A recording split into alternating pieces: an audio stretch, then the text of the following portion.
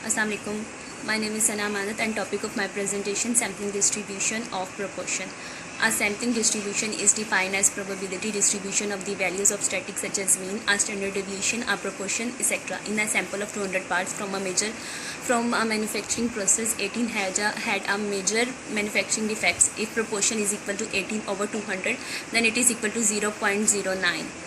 In statistical inferences scenarios, we use the sample proportion P to estimate the population proportion P.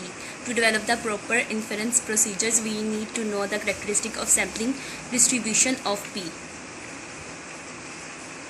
P is equal to x over n. Here x is the number of individual in the sample with the characteristics, and n is the number of individual in the sample.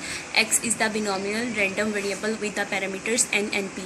Sometimes p takes on one of n plus 1 possible values, 0, 1 over n, 2 over n, and so on 1. Recall that the binomial random variable x has a mean of n times p, has a variable of n times p times 1 minus p, and approximately normally distributed for large sample sizes.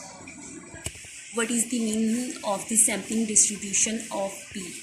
The proportion of expectation. The mean of the expectation proportion is equal to expectation of x over n is equal to 1 over n expectation of x, which is equal to 1 over n times p times, and it is equal to p. So we say that p is an unbiased estimator of p. The sampling distributor of p is approximately normal if the sizes are large. The sample size required to achieve approximately normal depends on the value of p.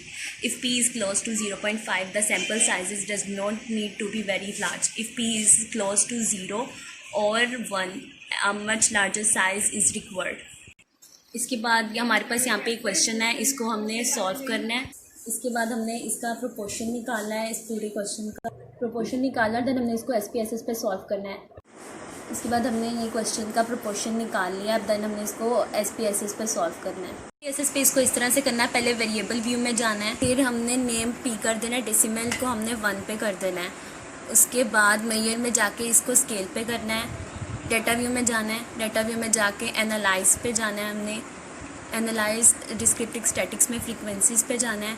उसके बाद p को यहाँ पे variable में shift कर देना है, statics पे जाना है. उसके बाद मीन को क्लिक करना है, कंटिन्यू का करना है, क्लिक करना है. उसके बाद यहाँ पे ओके कर देना है. आपके पास यहाँ पे डाटा